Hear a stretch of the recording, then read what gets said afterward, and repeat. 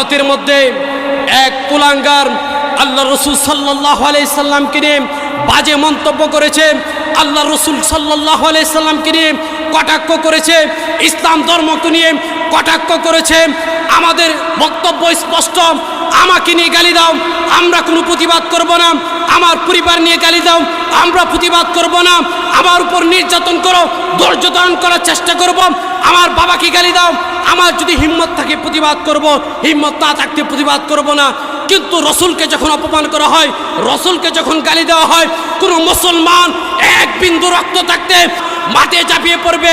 যতদিন পর্যন্ত ভারতের কুলাঙ্গারের শাস্তি না হবে, ফাঁসি না হবে, আমরা বসে থাকবো না, তাদের বিরুদ্ধে জিহাদের ঘোষণা করব। ঠিক কিনা বলেন?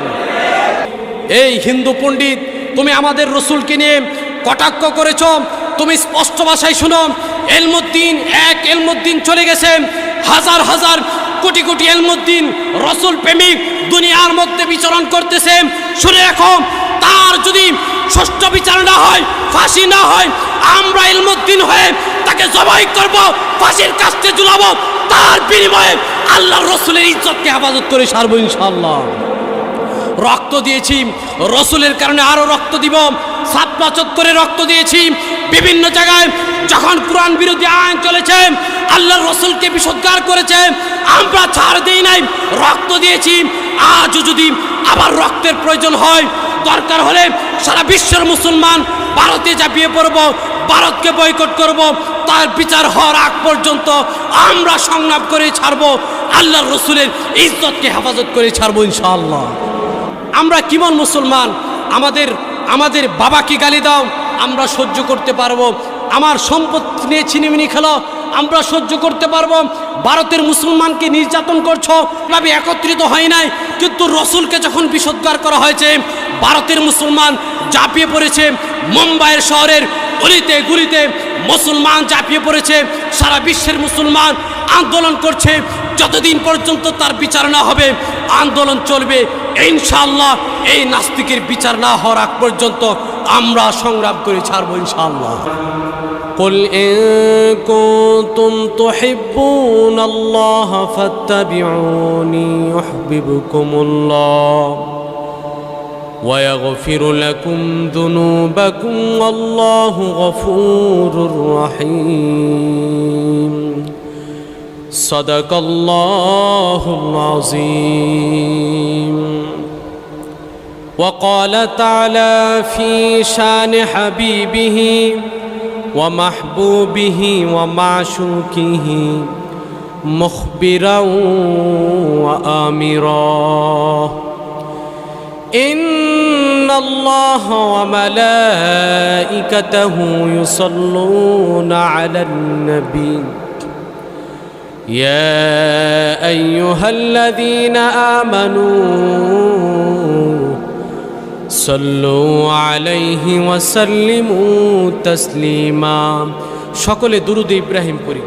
اللهم صل على محمد وعلى آل محمد كما صليت على إبراهيم وعلى آل إبراهيم إنك حميد مجيد اللهم بارك على محمد وعلى آل محمد كما باركت على إبراهيم وعلى آل إبراهيم إنك حميد مجيد মনে বড় আশা ছিল যাব মদিনায়। সকলে পড়েন, মনে বড় আশা ছিল যাব মদিনায়। সালাম আমি করব গিয়ে, সালাম আমি করব গিয়ে নবীর রওজায়। মনে বড় আশা ছিল যাব মদিনায়। মনে বড় আশা ছিল যাব মদিনায়। সম্মানিত মুসল্লিনে কেরাম, আমরা সর্বপ্রথম ওই আল্লাহ তাআলা শুকরিয়া আদায় করি যে আল্লাহ রব্বুল আলামিন আমাদেরকে প্রতি সপ্তাহ নিয়ে এবারও আল্লাহ তাআলা আমাদেরকে পবিত্র জুমার নামাজ পড়ার জন্য আমাদেরকে একত্রিত করেছেন। এই জন্য সকলে বলি আলহামদুলিল্লাহ। বর্তমান যে মাস চলতেছে সেটা হলো রবিউল আউয়াল মাস। এই মাসে আল্লাহ তাআলা রাসূল সাল্লাল্লাহু আলাইহি সাল্লামকে পৃথিবীতে আগমন করিয়েছেন, বলেন না সুবহানাল্লাহ। আর এই মাসে আল্লাহ তাআলা রাসূল সাল্লাল্লাহু আলাইহি সাল্লামকে এই দুনিয়া থেকে আল্লাহর সাথে সাক্ষাৎ করিয়েছিলেন, বলেন না সুবহানাল্লাহ। যেমন এই মাসটা রাসূল সাল্লাল্লাহু আলাইহি সাল্লামের আগমনের কারণে আমাদের জন্য অত্যন্ত আনন্দদায়ক ছিল, এমনিভাবে এই মাসে আল্লাহ রসুল পৃথিবী থেকে বিদায় হয়েছিলেন, এটাও আমাদের জন্য খুবই দুঃখজনক ছিল, হৃদয় বিদারক ছিল। আল্লাহ তাআলা তার রসুলকে এত সম্মানিত করেছিলেন, এত সম্মানিত করেছিলেন, পৃথিবীর বুকে অন্য কোনো মাখলুক, অন্য কোনো নবী রসুলকে আল্লাহ তাআলা এত সম্মানিত করেননি, বলেন না সুবহানাল্লাহ। আল্লাহ তাআলা রসুলকে পৃথিবীতে প্রেরণ করার পূর্বে অসংখ্য নিদর্শন আল্লাহ তাআলা পৃথিবীর মানুষকে জানিয়েছিলেন, যে নিদর্শনের মাধ্যমে আল্লাহ তাআলা পৃথিবীবাসীকে সুসংবাদ দিয়েছিলেন এমন একজন নবী পৃথিবীতে আগমন করবেন, যার জন্য আমি আল্লাহ তাআলা পৃথিবীকে সৃষ্টি করেছি, বলেন না সুবহানাল্লাহ। আল্লাহ রাসূল সাল্লাল্লাহু আলাইহি সাল্লাম পৃথিবীতে আগমন করার পূর্বে হযরত আদম আলাইহিস সালামকে যখন জান্নাত থেকে বের করে দেওয়া হয়, বের করে দেওয়ার পর আদম আলাইহিস সালাম নিজের ভুল বুঝতে পেরে আল্লাহর কাছে কান্নাকাটি করেছিলেন। আল্লাহ তাআলা অনেক লম্বা সময় আদম আলাইহিস সালামকে ক্ষমা করেননি। যেই মুহূর্তে আল্লাহ রাসূল সাল্লাল্লাহু আলাইহি সাল্লামের উসিলায় আদম আলাইহিস সালাম ক্ষমা চেয়েছিলেন, সাথে সাথে আল্লাহর পক্ষ থেকে ক্ষমার ঘোষণা এসেছে, বলেন না সুবহানাল্লাহ। আদম আলাইহিস সালাম বলেছিলেন, ওগো আল্লাহ, আমি তো আরশের যে আপনার যে খুঁটির মধ্যে আপনার নামের সাথে একটা নাম আমি দেখেছি, সেই নামটা হলো মুহাম্মাদুর রাসূলুল্লাহ, বলেন না সুবহানাল্লাহ। আদম আলাইহিস সালাম আল্লাহ তাআলার কাছে বললেন, ওগো আল্লাহ, আপনার নামের সাথে একটা নাম আমি ওই আরশের খুঁটির মধ্যে দেখেছিলাম, ওই নাম আপনার প্রিয়জনের নাম হবে, ওই নামের উসিলায় তোমার কাছে ক্ষমা চাইলাম, সাথে সাথে আল্লাহর পক্ষ থেকে ক্ষমার ঘোষণা আসলো, বলেন না সুবহানাল্লাহ। আল্লাহর নবী রাহমাতুল লিল আলামিন এত দামি নবী ছিলেন, আল্লাহ তাআলা রাসূলকে পৃথিবীতে প্রেরণ করার পূর্বে এমন এত সুন্দর সুন্দর নিদর্শন আল্লাহ তাআলা প্রকাশ করে দিয়েছেন। ওই সমস্ত নিদর্শনের মাধ্যমে আল্লাহ তাআলা জানিয়ে দিয়েছেন পৃথিবীর মানুষকে যে দেখো এমন একজন রসুল পৃথিবীতে আসছে। হযরত ইব্রাহিম আলাইহিস সালাম যখন কাবাঘর নির্মাণ করেছিলেন, আল্লাহ তাআলা হুকুম দিয়েছিলেন, হে ইব্রাহিম, তুমি কাবাঘর নির্মাণ করো, বলেন না সুবহানাল্লাহ। ইব্রাহিম আলাইহিস সালাম যখন ঘর নির্মাণ করা শেষ, তখন আল্লাহ তাআলা ইব্রাহিম আলাইহিস সালামকে বলেছিলেন, হে ইব্রাহিম, তুমি আমার ঘর নির্মাণ করেছো, তোমার প্রতি আমি সন্তুষ্ট হয়ে গেছি, এই মুহূর্তে আমার কাছে তুমি যা চাইবে আমি আল্লাহ তাআলা দিব, বলেন না সুবহানাল্লাহ। হযরত ইব্রাহিম আলাইহিস সালাম ভাবলেন কি চাওয়া যায় আল্লাহর কাছে। আল্লাহ তাআলা নিজে ওয়াদা দিয়েছে, আমি যা চাইবো আমি আল্লাহ তাআলা আমাকে দিয়ে দিবে। ইব্রাহিম আলাইহিস সালাম বুদ্ধি খেলায় একটা কাজ করলেন, যে আমি এমন একটা জিনিস চাইবো যে জিনিসটা আল্লাহর কাছে একটাই আছে, বলেন না সুবহানাল্লাহ। সেটা কি? তিনি বললেন, ওগো আল্লাহ, আমি শুনেছি শেষ জামানার মধ্যে একজন নবী প্রেরণ করবেন দুনিয়াতে, তার নাম হবে মুহাম্মাদুর রাসূলুল্লাহ। আপনার কাছে ফরিয়াদ, এই রসুল যেন আমার বংশ থেকে পৃথিবীতে আগমন করে, বলেন না সুবহানাল্লাহ। যে জিনিস ফ্রিতে পাওয়া যায় এই জিনিসের মূল্য থাকে না। আল্লাহ তাআলা কোনো এক মাধ্যম ইব্রাহিম আলাইহিস সালামকে চাওয়ার একটা ব্যবস্থা করে দিয়েছে। ইব্রাহিম আলাইহিস সালাতু ওয়াস সালাম এত বড় একটা কাজ করার পর আল্লাহর কাছে যখন চাইলেন, আল্লাহ তাআলা এই ইব্রাহিম আলাইহিস সালামের বংশ থেকে আমাদের নবীকে পৃথিবীতে প্রেরণ করেছে, বলেন না সুবহানাল্লাহ। আল্লাহ নবী রাহমাতুল লিল আলামিন পৃথিবীতে আসার পূর্বে আরো কিছু নিদর্শন শুনেন। আল্লাহ রসুলের জীবনী যদি আপনি মনোযোগ দিয়ে পড়েন, আল্লাহ রসুলের সিরাতগুলা যদি আপনি মনোযোগ দিয়ে পড়েন, এমনকি কোনো নাস্তিক যদি পড়ে, কোনো ইহুদি খ্রিস্টানও যদি পড়ে, আল্লাহর কসম করে বলতে পারি সে আর নাস্তিকতা করবে না, সে আর ইহুদি ধর্ম গ্রহণ করবে না, সাথে সাথে কালিমা পড়ে ইসলাম ধর্ম গ্রহণ করবে। বলেন না সুবহানাল্লাহ। আল্লাহর নবীর মা বলেন, আমি আমার সন্তান যখন আমার গর্ভে আসে, গর্ভে আসার পরে আমি এমন কিছু নিদর্শন আমি দেখতে পেলাম, যে নিদর্শনের মাধ্যমে আমি বুঝতে পেরেছি আমার গর্ভে যে সন্তান এসেছে এটা কোনো সাধারণ সন্তান হতে পারে না। সুবহানাল্লাহ। কি নিদর্শন? আল্লাহর নবীর মা বলেন, নিদর্শন অনেকগুলো আমি দেখেছি, তার মধ্যে কয়েকটা নিদর্শন তোমরা শুনো, পৃথিবীর মানুষ তোমরা শুনো। যে আমি যখন কূপের পাড়ে পানি আনার জন্য আমি যাইতাম, পানি আনতে গেলে কূপের অনেক গভীর থাকে, রশির প্রয়োজন হয়, বালতির প্রয়োজন হয়, অনেক কষ্ট হয় কূপ থেকে পানি তোলার জন্য। আমি আমিনা যখন ওই কূপের নিকটবর্তী যাইতাম, আল্লাহর কুদরতে ওই পানিগুলা অটোমেটিক কূপের মধ্যে চলে আসতো, আমি শুধু বালতি দিয়ে সেই পানিগুলা নিয়ে নিতাম। বলেন না সুবহানাল্লাহ। এখানে কোনো রশির প্রয়োজন হয় নাই, এখানে পরিশ্রমের কোনো প্রয়োজন হয় নাই, আমি যখন যাইতাম গিয়ে বালতি দিয়ে ডাইরেক্ট খেও দিয়ে নিয়ে আসা পারতাম। বলেন না সুবহানাল্লাহ। আল্লাহর নবীর মা আমেনা বলেন, আমার বান্ধবীরা আমার জন্য অপেক্ষা করতেন, হে আমেনা তুমি এখানে অবস্থান করো, কারণ তুমি চলে যাওয়ার পরেই পানিগুলা নিচের দিকে চলে যায়, আমাদের তুলতে কষ্ট হয় পানিগুলা, তুমি অপেক্ষা করো, আমরাও আমাদের বালতিগুলা ভরে নেই, আমাদের কলসিগুলো আমরা ভরে নেই, যখন বরা শেষ হবে তখন আমরা একসাথে বাড়িতে যাইব। বলেন না সুবহানাল্লাহ। আল্লাহ রসুলের মা নিজেই বলতেছে, এমন এমন ঘটনা আমার সাথে ঘটতে লাগে।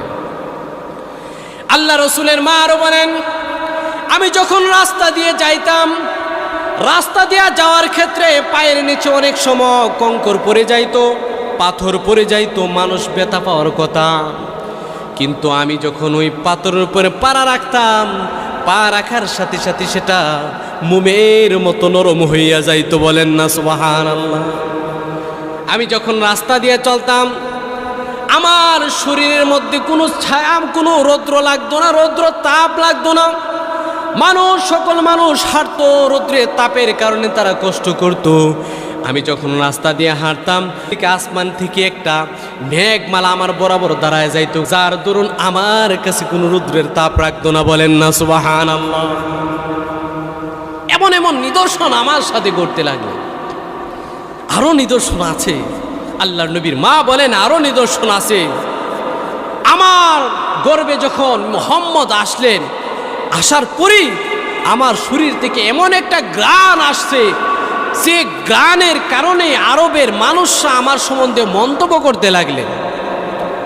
আরবের নিয়ম ছিল, কখনো যদি কারো স্বামী মারা যায়, স্বামী মারা যাওয়ার পরে ওই ব্যক্তি, ওই মহিলা কোনো আতর ব্যবহার করতে পারবে না, খুশবু ব্যবহার করতে পারবে না। মানুষ সমালোচনা করবে, দেখো এই মহিলার স্বামী মারা গেছে, এরপরও খুশবু ব্যবহার করে, এটা খারাপ মনে করতো তারা। আল্লাহ রাসূল সাল্লাল্লাহু আলাইহি সাল্লামের মা বলেন যে আমার সম্পর্কে বাজে মন্তব্য মানুষেরা করতে লাগলেন, পাশাপাশি আমার শ্বশুর শাশুড়ির কাছে অভিযোগও করতে লাগলেন যে দেখো তোমার বৌমা খুশবু লাগায় ঘুরে, আতর লাগায় ঘুরে, এটা তো ঠিক না, তার স্বামী মারা গেছে, কয়েক মাস আগে স্বামী মারা গেছে, এখনই খুশবু ব্যবহার করে, এখনই আতর ব্যবহার করে, এটা কিন্তু ঠিক না। আল্লাহর নবী রাহমাতুল লিল আলামিনের দাদা দাদির কাছে মানুষ অভিযোগ করতে লাগলেন, আপনার বৌমা কি শুরু করে দিল? আব্দুল্লাহ তো খুব ভালো মানুষ ছিলেন, আমরা জানতাম তার স্ত্রীও ভালো, কিন্তু ইদানিং কি শুরু করে দিল? আতর ব্যবহার করে, খুশবু ব্যবহার করে, এটা তো আরবের মানুষ পছন্দ করে না। এই সমস্ত জিনিস ব্যবহার করার কারণে রাস্তাঘাটে আপনার বৌমার সম্বন্ধে মন্তব্য করতে লাগলেন। আল্লাহ রসুলের দাদা বলেন, হ্যাঁ এটা তো ঠিক না। তার বউর কাছে বললেন, তোমার বৌমাই সব কি শুরু করে দিছে? আল্লাহর নবীর মাকে ডাকলেন, হে আমেনা তুমি এইসব কি শুরু করে দিছ? তুমি আতর ব্যবহার করো কেন, খুশবু ব্যবহার করো কেন? আল্লাহর নবীর মা বলেন, আমি তো আব্দুল্লাহ চলে যাওয়ার পরে আমি কোনোদিন খুশবু ব্যবহার করি নাই, আতর ব্যবহার করি নাই। আপনারা শুনে রাখুন, আল্লাহর কসম করে বলেই ওই সময় কোনো আমি আতর ব্যবহার করি নাই, খুশবু ব্যবহার করি নাই। আমার গর্বে যেদিন এই মোহাম্মদী ছেলেটা আসে, ওই দিনের পর থেকে অটোমেটিক আমার শরীর থেকে গান আসতে লাগলেন। বলেন না সুবহানাল্লাহ। আর এটা এমন গান, আরবের মধ্যে এত সুন্দর কোনো গান ছিল না। আরবের মানুষ আশ্চর্য হয়ে যেত, এত সুন্দর গান কোথায় থেকে আসলো। বলেন না সুবহানাল্লাহ। আল্লাহ রাসূল সাল্লাল্লাহু আলাইহি সাল্লামের শরীরও এত সুন্দর সুন্দর গান আসতো। মানুষ রাসূল সাল্লাল্লাহু আলাইহি সাল্লামের এই ঘাম মোবারককে তারা বোতলের শিশির ভিতরে রেখে রেখে আতর হিসাবে ব্যবহার করেছে। বলেন না সুবহানাল্লাহ। তো আল্লাহ রাসূলের মার গর্ভে রাসূল ছিলেন, তো সেই গানটা রাসূলের মার উপর দিয়ে যাইতেছে। বলেন না সুবহানাল্লাহ। এই সমস্ত নিদর্শন দ্বারা কি বোঝা যায়? এই শিশু কোনো সাধারণ শিশু নয়, এই শিশু, এই ছেলে কোনো সাধারণ ছেলে নয়, আল্লাহর পক্ষ থেকে বিশেষ একজন বান্দা হবে। বলেন না সুবহানাল্লাহ। আল্লাহর নবী রাহমাতুল লিল আলামিন যখন দুনিয়াতে আগমন করবেন, আগমন করার পর আল্লাহর নবীর মা ডেকে ডেকে বলেন, আমার ঘরে যেদিন আমার ছেলে আগমন করবে, মুহূর্তটা ছিল সুবে সাদেকের সময়, অন্ধকার রজনী। এই মুহূর্তে আমার ছেলে যখন আগমন করে, আগমন করার সাথে সাথে গোটা এত আলোকিত হয়েছে, আমার মনে হইল পূর্ণিমার চাঁদটা আমার ঘরের ভিতর উদিত হয়েছে। বলেন না সুবহানাল্লাহ। চাঁদের চেয়ে সুন্দর আমার প্যারা রাসূল, যার পেতে ধন্য হলো নিখিল মানব কুল, যার পেতে ধন্য হলো নিখিল মানব কুল। চাঁদের চেয়ে সুন্দর আমার প্যারা রাসূল, যার পেতে ধন্য হলো নিখিল মানব কুল। বলেন আল্লাহু আকবার। আরব দেশের মামেনার কুলে এলো চাঁদ, চাঁদের নামটি রেখে দিলেন আল্লাহ মুহাম্মদ। বলেন না সুবহানাল্লাহ। সেই মুহাম্মদ বড় হয়ে দিনের পথে দাওয়াত দিয়ে, সেই মুহাম্মদ বড় হয়ে দিনের পথে দাওয়াত দিয়ে, জুলুম অত্যাচারকে তিনি করেছেন নির্মূল। যাদের চেয়ে সুন্দর আমার প্যারা রাসূল, যার পেতে ধন্য হলো নিখিল মানব কুল। বলেন না সুবহানাল্লাহ। আল্লাহ রাসূল সাল্লাল্লাহু আলাইহি সাল্লাম দুনিয়াতে আগমন করেছে। আল্লাহ রাসূলের মা বলেন, এই ছেলে আগমন করার সাথে সাথে আমার মনে হচ্ছে পূর্ণিমার চাঁদ আমার ঘরে উদিত হয়েছে। বলেন না সুবহানাল্লাহ। আল্লাহ রাসূল এত সৌন্দর্যের অধিকারী ছিলেন। আল্লাহ রাসূল কেমন সৌন্দর্যের অধিকারী ছিলেন? আম্মা জান আয়েশা রাদিয়াল্লাহু তাআলা আনহার কাছে গিয়ে কিছু সংখ্যক লোক গিয়ে বলতেছেন, আম্মা জান, আমরা তো শুনেছি ইউসুফ আলাইহিস সালাতু ওয়াস সালাম অত্যন্ত সৌন্দর্যের অধিকারী ছিলেন, আর আমাদের নবী অত্যন্ত সৌন্দর্যের অধিকারী ছিলেন, কিন্তু আমরা আরেকটা কথা ইউসুফ আলাইহিস সালাম সম্পর্কে শুনেছিলাম। সেই কথাটা হলো, ইউসুফ আলাইহিস সালাম এত সৌন্দর্যের অধিকারী ছিলেন, যার সৌন্দর্যের কারণে মিশরের শত শত মহিলারা তাদের হাতকে কেটে দিয়েছিলেন। বলেন না সুবহানাল্লাহ। কিন্তু আমার নবীর কারণে কোন কোন মহিলা হাত তো কাটে না, এরকম কোনো ঘটনা আমরা শুনি না। তাহলে সৌন্দর্যের অধিকারী কে ছিলেন বেশি? আল্লাহর নবী রাহমাতুল লিল আলামিনের স্ত্রী আম্মা জান আয়েশা তাদেরকে ডাক দিয়ে বলেন, হে পৃথিবীর মানুষ, তোমরা শুনে রেখো যে ইউসুফ আলাইহিস সালামের জামানার যে সমস্ত মহিলারা ইউসুফ আলাইহিস সালামের সৌন্দর্য দেখার কারণে হাত কেটেছিলেন, ওই সমস্ত মহিলারা যদি জীবিত থাকতো আর আমার রসুলকে দেখতেন, তারা হাতের পরিবর্তে তাদের কলিজাগুলা কেটে ফেলে দিতেন। বলেন না সুবহানাল্লাহ। এত সৌন্দর্যের অধিকারী আমাদের রসুল ছিলেন। ওই মহিলারা যদি এই জামানার মধ্যে থাকতো আর রসুলকে দেখতো, হাত না তাদের কলিজা কেটে ফেলে দেওয়ার জন্য প্রস্তুত থাকতেন। বলেন না সুবহানাল্লাহ। তো কে বেশি সুন্দর ছিলেন? আমাদের রসুল। বলেন না সুবহানাল্লাহ। রসুল যখন জন্ম হওয়ার পর আরবদের নিয়ম ছিল যে তারা তাদের সন্তানকে গ্রামে পাঠিয়ে দিতেন। গ্রামের মহিলারা তাদেরকে লালন পালন করতেন। গ্রামের শুদ্ধ ভাষা ছিলেন, আরবি সাহিত্যক ভাষা গ্রামের মধ্যে ছিলেন। গ্রামের পরিবেশটা খুব সুন্দর ছিলেন। শহরের মধ্যে ভাষা ছিল মিশ্রণ, অন্যান্য দেশের লোকেরা এখানে বসবাস করতেন। আর দ্বিতীয় কথা, গ্রামের পরিবেশের তুলনায় শহরের পরিবেশটা একটু দূষিত ছিল। এই জন্য তাদের নিয়ম ছিল, শহরে যখন কোনো বাচ্চা জন্মগ্রহণ করতেন তাদেরকে গ্রামের মধ্যে পাঠিয়ে দিতেন। বলেন না সুবহানাল্লাহ।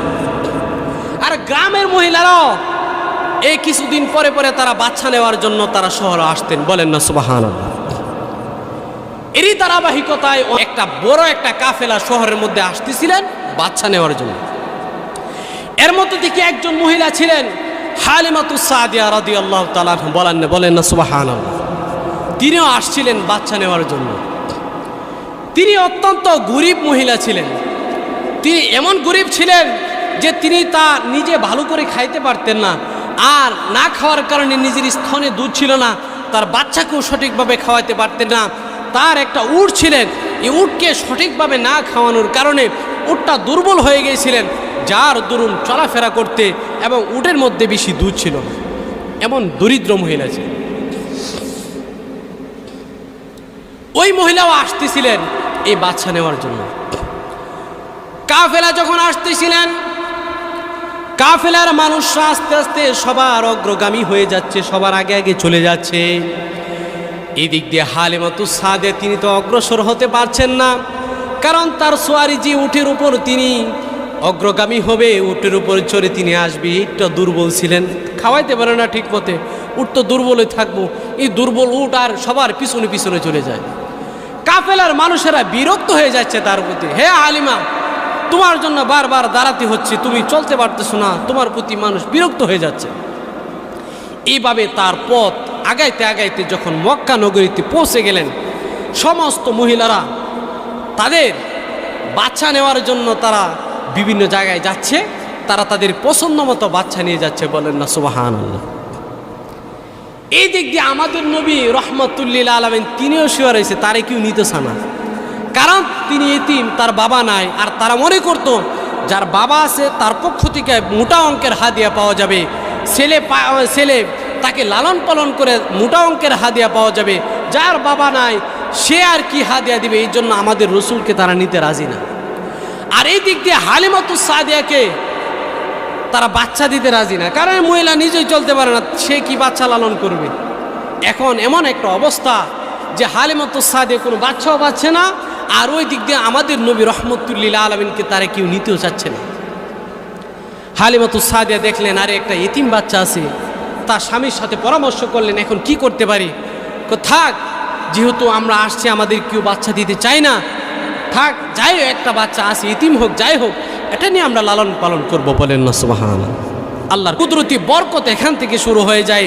যখন এই বাচ্চাকে কুলে নিলেন সাথে সাথে বরকত শুরু হয়ে যায়। বলেন না সুবহানাল্লাহ। মহিলা কুলে নেওয়ার সাথে সাথে তার শরীরের মধ্যে আল্লাহ তাআলা এমন বরকত দান করেছে, তার স্তন দুধে ভরে গেছে। বলেন না সুবহানাল্লাহ। আমাদের রসুল তৃপ্ত সহকারে তার স্তন থেকে দুধ খাইলেন, এবং তার একটা দুধ ভাই ছিল, সেও তৃপ্ত সহকারে দুধ পান করলেন। বলেন না সুবহানাল্লাহ। কিন্তু এর আগে স্তনে কোনো দুধ ছিল না। বলেন না সুবহানাল্লাহ।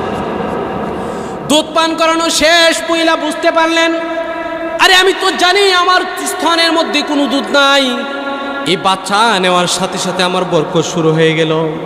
এই মহিলা বুঝতে বাকি ছিল না, যখন সামনে অগ্রসর হলেন, হয়ে দেখলেন এই যে উট ছিল, উটের যে স্তনের মধ্যে দুধে ভরপুর হয়ে গেছে। বলেন না সুবহানাল্লাহ। উটের দিকে তাকানোর সাথে সাথে বরকত আর বুঝতে বাকি রইল না। আশ্চর্য হয়ে গেলেন, এই বাচ্চার কারণে এই বরকত শুরু হতে লাগলেন।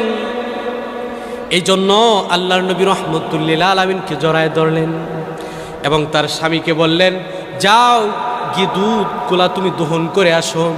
এত পরিমাণ দুধ দিয়েছে, ওই হালিমাতুস সাদিয়া নিজেও পান করেছে, তার স্বামীও তৃপ্ত সহকারে পান করেছে। বলেন না সুবহানাল্লাহ।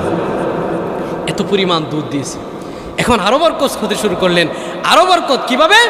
এখন তো বাচ্চা নেওয়া শেষ, শিশু নেওয়া শেষ, এখন যাওয়ার পালা। আসার সময় দেখলেন হালিমার বাহন সবার পিছনে, যাওয়ার সময় দেখলেন সবার আগে আগে। বলেন না সুবহানাল্লাহ। মহিলারা তাকে বলতেছে, হে হালিমা, বাহন কি চেঞ্জ করে লাইছো নাকি? এই যে বাহন তুমি আসার সময় আনছিলে এই বাহন হয় নাকি? না, তোমরা চেঞ্জ করে লেছো উট। না না, আগের যে উট ছিল সে উটই আমি বহন করতেছি। বলেন না সুবহানাল্লাহ। আশ্চর্য হয়ে গেলেন মহিলারা, কি বরকত শুরু হলো, বুঝলাম না কি শুরু হলো। মনে মনে মুস্কি হাসতেছে, কারণ হালিমাতুস সাদিয়া জানে এই বাচ্চার বরকত যদি আমি বলি, এই বাচ্চার উপর বিপদ আসবে, মানুষ তার ভিতরে নজর দিবে, তাকে ক্ষতি সাধন করার চেষ্টা করবে। বলেন না নাউজুবিল্লাহ। আল্লাহর নবী দুধ মা তাকে লালন পালন করতে লাগলেন। দেশে যাওয়ার পর দেখলেন তার যে সমস্ত উটগুলো আছে সারাদিন তিনি বিচরণ করে উটের পর্যাপ্ত পরিমাণ খাবার খেয়ে ঘরের মধ্যে ফিরেছে। বলেন না সুবহানাল্লাহ। প্রতিদিন আস্তে আস্তে মোটা তাজা হইতেছে, তার উটের বিশাল বড় একটা জামাত হয়ে গেল, এবং তার যে সমস্ত গদাবি পশু পাখি আছে তার মধ্যে বরকত দিতে লাগলেন। বলেন না সুবহানাল্লাহ। আশেপাশের মহিলারা বলতে লাগলেন, এই হালিমার উটগুলা যেখানে চড়ায় এখানে তোমরা চড়ায়, কিন্তু তারা চড়া ঠিকই, তাদের ক্ষুধার্ত অবস্থায় সেই উটগুলা ঘরের মধ্যে ফিরে আসে। হালিমার ক্ষেত্রে তার উটগুলা ভরপুর পেট নিয়ে তার ঘরের মধ্যে ফিরে আসে। বলেন না সুবহানাল্লাহ। এই সমস্ত ঘটনা দ্বারা কি বোঝা যায়? আমাদের রসুল কোনো সাধারণ রসুল ছিলেন, খুব মূল্যবান দামি একজন রসুল আমরা পেয়েছি। বলেন না সুবহানাল্লাহ। আল্লাহর নবী রাহমাতুল্লিল আলামিন এভাবে আস্তে আস্তে বড় হতে লাগলেন। বড় হওয়ার পর কিছুদিন পর তার মা মারা যায়, আবার কিছুদিন পর তার দাদাও মারা গিয়েছে। এরপরে তার দায়িত্ব ছিলেন আবু তালেব, আল্লাহ রসুল সাল্লাল্লাহু আলাইহি সাল্লামের চাচার কাছে তার দায়িত্ব ছিলেন। চাচা তাকে লালন পালন করলেন। রসুল সাল্লাল্লাহু আলাইহি সাল্লামের জীবনী কেউ যদি বলতে থাকে বলা শেষ হবে না। রসুল সাল্লাল্লাহু আলাইহি সাল্লামের জীবনী কোনো ব্যক্তি বলে শেষ করতে পারবে না। সংক্ষিপ্তভাবে এগুলো আলোচনা করার চেষ্টা করছি। আল্লাহ রসুল 40 বছর পর্যন্ত এভাবেই সুনামের সাথে মক্কার মধ্যে বসবাস করতে লাগলেন। আল্লাহ রসুলের প্রতি মানুষ এত বিশ্বাসী ছিলেন, নিজের মা বাবাকে কোনো ক্ষেত্রে বিশ্বাস করতেন না, রসুলকে বিশ্বাস করতেন। কোনো ক্ষেত্রে ভাইকে বিশ্বাস করতেন না, রসুলকে বিশ্বাস করতেন। কোনো ক্ষেত্রে কোনো আত্মীয় স্বজনকে বিশ্বাস করতেন না, আমাদের রসুলকে বিশ্বাস করতেন। বলেন না সুবহানাল্লাহ। 40 বছর আল্লাহ রসুল সুন্দরভাবে জীবনযাপন করেছিলেন। এমন কোনো মানুষ ছিল না, কাফের, মুশরিক, বিভিন্ন যাই কিছু ছিল সকলে আল্লাহ রসুলের প্রশংসা করেছিলেন। বলেন না সুবহানাল্লাহ। কিন্তু আমাদের সমাজে কিছু নাস্তিক মুরতাদ আছে, আল্লাহ রসুলের দুশমন আছে, কাফের মুশরিক আছে, বিভিন্ন সম্প্রদায়ের লোক আছে। আল্লাহ রসুল সাল্লাল্লাহু আলাইহি সাল্লামকে নিয়ে বাজে মন্তব্য করে, রসুল নাকি চরিত্র খারাপ ছিল, রসুল নাকি এরকম ছিল, রসুল সম্পর্কে বিভিন্ন বাজে মন্তব্য করে। তাদেরকে স্পষ্ট ভাষায় আমরা বলি, আমাদের রসুল সম্মানিত রসুল, সেই সম্মানহানি করার জন্য 40 বছর পর্যন্ত আল্লাহ রসুল সাল্লাল্লাহু আলাইহি সাল্লামের উপর কাফের, মুশরিক, ইহুদি, বেঈমান কোনো অপবাদ দিতে পারে নাই। আজ পর্যন্ত যারা রসুলকে অপবাদ দিয়েছে, রসুলের এই অপবাদ তারা টিকাইতে পারে নাই। যে সমস্ত অপবাদ দিয়েছে সম্পূর্ণ অপবাদ ছিল।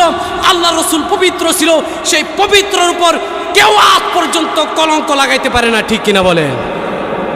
আল্লাহ রসুলের চরিত্রের উপর কেউ কলঙ্কর দাগ লাগাইতে পারে না। রসুল 63 বছর জিন্দিগি এই দুনিয়ার মধ্যে কাটিয়েছে। রসুলকে বলতেন তুমি আমাদের ধর্মের বিরুদ্ধে কথা বলছো, রসুলকে পাগল বলতেন, রসুলকে অন্যান্য অপবাদ দিতেন। কিন্তু 63 বছর জিন্দিগির মধ্যে আল্লাহ রসুলকে কোনো কাফের, বেঈমান, চরিত্র খারাপ, তার মিথ্যা কথা বলেছে এমন কোনো অপবাদ কখনো তারা দিতে পারে না। ঠিক কিনা বলেন? কারণ তিনি রসুল পবিত্র ছিলেন। রসুলের জীবনের মধ্যে এমন কোনো ব্যক্তি নাই যে রসুলকে সাচ্চা ব্যক্তি বলে নাই। রসুলকে সত্যবাদী বলেছে, রসুলকে আল আমিন বলেছে, উত্তম চরিত্রের অধিকারী রসুলকে বলেছে। প্রত্যেকটা মানুষ, সে মুসলমান হোক, হিন্দু হোক, ইহুদি হোক, বৌদ্ধ হোক, খ্রিস্টান হোক, প্রত্যেকে বলতে বাধ্য হয়েছে। বলেন না সুবহানাল্লাহ। একজন খ্রিস্টান 100 মনীষীর জীবনী তিনি লিখেছেন। তিনি পর্যন্ত বাধ্য হয়েছে যে 100 মনীষীর জীবনী সে লিখেছে। খ্রিস্টান ব্যক্তি 100 মনীষীর মধ্যে সর্বপ্রথম যার জীবনী লিখেছে তিনি হলো আমাদের নবী রসুল সাল্লাল্লাহু আলাইহি সাল্লাম। বলেন না সুবহানাল্লাহ। ওই ব্যক্তি খ্রিস্টান হওয়ার পর ইচ্ছা করলে পারতেন তাদের খ্রিস্টান ধর্মের যে নেতা তার প্রশংসা করে প্রথম ব্যক্তির নাম লিখতে পারতেন। খ্রিস্টানদের অনেক বড় বড় ব্যক্তি ছিলেন, তাদের নাম লিখতে পারতেন। তিনি জানে একমাত্র একজনই ছিল যার সম্পর্কে পৃথিবীর কোনো মানুষ বাজে মন্তব্য করতে পারে নাই। তিনি হলেন রাহমাতুল আলামিন, আমাদের শেষ নবী মুহাম্মদুর রাসূলুল্লাহ সাল্লাল্লাহু আলাইহি ওয়াসাল্লাম। ভারতের মধ্যে এক কুলাঙ্গার আল্লাহ রসুল সাল্লাল্লাহু আলাইহি সাল্লামকে নিয়ে বাজে মন্তব্য করেছে, আল্লাহ রসুল সাল্লাল্লাহু আলাইহি সাল্লামকে নিয়ে কটাক্ষ করেছে, ইসলাম ধর্মকে নিয়ে কটাক্ষ করেছে। আমাদের বক্তব্য স্পষ্ট, আমাকে নিয়ে গালি দাও, আমরা কোনো প্রতিবাদ করব না। আমার পরিবার নিয়ে গালি দাও, আমরা প্রতিবাদ করব না। আমার উপর নির্যাতন করো, ধৈর্য ধারণ করার চেষ্টা করব। আমার বাবাকে গালি দাও, আমার যদি হিম্মত থাকে প্রতিবাদ করব, হিম্মত না থাকতে প্রতিবাদ করব না। কিন্তু রসুলকে যখন অপমান করা হয়, রসুলকে যখন গালি দেওয়া হয়, কোনো মুসলমান এক বিন্দু রক্ত থাকতে মাঠে ঝাঁপিয়ে পড়বে। যতদিন পর্যন্ত ভারতের কুলাঙ্গারের শাস্তি না হবে, ফাঁসি না হবে, আমরা বসে থাকবো না, তাদের বিরুদ্ধে জিহাদের ঘোষণা করব। ঠিক কিনা বলেন? এক কুলাঙ্গার রসুলকে গালি দিয়েছে। কাকে গালি দিয়েছে? রসুলকে। ইতিহাস খুলে দেখেন, ইলমুদ্দিন নামে একজন ব্যক্তি ছিলেন, আল্লাহর রসুলের আশিক ছিলেন। যখনই শুনেছে আল্লাহর রসুলকে গালি দিয়েছে, সে সর্বদাই চিন্তার মধ্যে আছে আল্লাহর রসুলের দুশমনকে সে কিভাবে শেষ করবে। পাকিস্তান লাহোরে তার জন্ম, তিনি বসবাস করতে লাগলেন ঠিকঠাক মতোই। তিনি একজন সাধারণ ফ্যামিলির ব্যক্তি ছিলেন, কাঠ মিস্ত্রি ছিলেন। তার ইতিহাস শুনলে আপনারা বুঝতে পারবেন যে নবীর প্রেম কাকে বলে। বলেন না সুবহানাল্লাহ। কাঠ মিস্ত্রি ছিলেন, সে নিয়মিত কাঠ মিস্ত্রির কাজ করতেন। হঠাৎ করে শুনলেন বিশাল বড় এক সমাবেশ, যে সমাবেশের মধ্যে আলোচ্য বিষয় ছিল রসুলকে নাকি কোন ব্যক্তি গালি দিয়েছে। এক হিন্দু, সে রঙ্গিলা রাসূল নামে একটা বই লিখেছে। সে বইয়ের ভিতরে রসুল সম্পর্কে মন্তব্য করেছে, ইসলাম সম্পর্কে মন্তব্য করেছে, রসুলের চরিত্র নিয়ে সে কথা বলেছে। বলেন না নাউজুবিল্লাহ। এই কথা শোনার পর এই ইলমুদ্দিন নাম, সে তো আর সহ্য হচ্ছে না। সে বসেও শান্তি পাচ্ছে না, উঠেও শান্তি পাচ্ছে না, রাতের বেলা ঘুমাইতে পারতেছে না। সাধারণ ফ্যামিলির একজন ছেলে, সাধারণ বেশি শিক্ষিত না, কোনো আলেমও না, সৎ একজন ব্যক্তি ছিলেন। তার ভিতরে অশান্তি, রসুলকে নাকি কোন ব্যক্তি গালি দিয়েছে, রসুলের নামে বাজে মন্তব্য করে রঙ্গিলা রাসূল নাকি কিতাব লিখেছে। এই চিন্তায় সে আর ঘুমাইতে পারেন। তার একজন বন্ধু ছিল, তারা দুজন মিলে পরামর্শ করলেন কি করা যায়, ওই ব্যক্তিকে কোথায় পাবো। তার ঠিকানা লইলেন। ঠিকানা বিস্তারিত লওয়ার পর তিনি তার কাছে পকেটে কিছু টাকা ছিল, সে টাকা দিয়ে একটা ছুরি ক্রয় করলেন। এই ছুরি পকেটের ভিতরে নিয়ে তাকে খুঁজতে লাগলেন। আল্লাহর নবী রাহমাতুল লিল আলামিনের দুশমনকে খোঁজার জন্য সে বের হয়ে গেলেন। তাকে যেখানেই পাবো জাহান্নামে পাঠিয়ে দেব। আমার কি হবে, আমি সেই দিকে ভ্রুক্ষেপ করব না। আমার জেল হতে পারে, ফাঁসি হতে পারে, কিন্তু আল্লাহর নবীর দুশমনকে পৃথিবীতে থাকার কোনো অধিকার থাকতে পারে না। সে বের হয়ে গেলেন। আস্তে আস্তে যাওয়ার পর শুনতে পারলেন ইমুক জায়গায় সে বসবাস করে। তার অফিসের মধ্যে গেলেন। প্রথমে সুন্দর কথাবার্তা বললেন। যখন অফিসের অন্যান্য লোকেরা রিল্যাক্সে যার যার কাজ করতে লাগলেন, আবার পুলিশি পাহারাও ছিল, কারণ সে তো বিতর্কিত, সারা দেশের মানুষ আন্দোলন করতেছে। পুলিশি পাহারা ফাঁকি দিয়ে সে আস্তে আস্তে ভিতরে গেলেন, তার সাথে ভালোভাবে কথা বলতে লাগলেন। সুযোগ বুঝে তার পেটের ভিতরে ছুরি ঢুকাই দিলেন। বলেন না সুবহানাল্লাহ। তাকে জাহান্নামে পাঠাই দিলেন। বলেন না সুবহানাল্লাহ। জাহান্নামে পাঠানোর পর সে পলায়ন করে নাই, সে স্বেচ্ছায় নিজে আত্মসমর্পণ করলেন। হ্যাঁ, আমি হত্যা করেছি, তাকে জাহান্নামে পাঠিয়েছি, আমি পলাবো কেন? আমার রসুলের দুশমন, সে কখনো বাঁচতে পারে না। আমার রসুলের দুশমন, সে কখনো বাঁচতে পারে না। যার কারণে আল্লাহ তাআলা আসমান জমিন সব কিছু সৃষ্টি করেছে, এই রসুলের নামে সে বাজে মন্তব্য করবে, পৃথিবীতে থাকার তার অধিকার নাই। বলেন না সুবহানাল্লাহ। এরপরে তাকে পুলিশে ধরলেন। ধরার পর তাকে নিয়ে গেলেন। এমন অবস্থা হয়েছে, তার পক্ষেরও কিছু উকিল ছিল, মুসলিম উকিল, আর ওই নাস্তিকের পক্ষেও কিছু লোক ছিল। মুসলিম যে সমস্ত লোক উকিল, তারা বলতেছেন, হে ইলমুদ্দিন, তোমাকে একটা কথা বলি, তুমি একটা মিথ্যা কথা বলবা, বললে তুমি বাইসা যাইতে পারবে। কীরকম মিথ্যা কথা? যে তুমি বলবা আমি যখন এ রঙ্গিলা রসুলের লেখককে আমি মারব, তখন আমার কমন সেন্স ছিল না, সেন্সটা ঠিক ছিল না, আমি পাগল হয়ে গেছিলাম, মাথা নষ্ট হয়ে গিয়েছিল। এই জন্য আমার স্বজ্ঞানে কাজটা করি নাই। এই সাক্ষী যদি তুমি দাও তুমি বাঁচতে পারো। ইলমুদ্দিন মুস্কি মুস্কি হাসে আর বলে, আমি আল্লাহ রসুল সাল্লাল্লাহু আলাইহি সাল্লামের জন্য বারবার কুরবান হতে পারি, এই সমস্ত মিথ্যা কথা আমি বলতে পারি না। বলেন না সুবহানাল্লাহ। এছাড়া শুনো আরেকটা সংবাদ শুনো। আমি কেন হাসতেছি জানো? গত রাত্রে আমি স্বপ্ন দেখেছি আমার রসুল দাঁড়িয়ে আছে আমার জন্য, ফুলের তোড়া নিয়ে দাঁড়িয়ে আছে। ইলমুদ্দিন তুমি আসো, তোমার অপেক্ষায় আমি আছি। বলেন না সুবহানাল্লাহ। এই স্বপ্ন দেখার পর কে বলবে আমি দুনিয়াতে থাকি, আমার জন্য রসুল অপেক্ষা করতেছে। স্বপ্নে দেখাইছে আমার জন্য রসুল অপেক্ষা করতেছে। আমি আর চাই না, আমি মিথ্যা কথা বলতে পারি না। আমার জীবন যদি বারবার আল্লাহর রাস্তায় রসুলের প্রেমিক হয়ে বারবার শহীদ হইতে হয় আমি হব, কিন্তু রসুলের শত্রু সে দুনিয়াতে বসবাস করতে পারে না। ঠিক কিনা বলেন? এখনো বেদুর্মীদেরকে লক্ষ্য করে বলি, এই হিন্দু পণ্ডিত, তুমি আমাদের রসুলকে নিয়ে কটাক্ষ করেছ, তুমি স্পষ্ট ভাষায় শুনো। ইলমুদ্দিন চলে গেছে, হাজার হাজার কোটি কোটি ইলমুদ্দিন রসুল প্রেমিক দুনিয়ার মধ্যে বিচরণ করতেছে।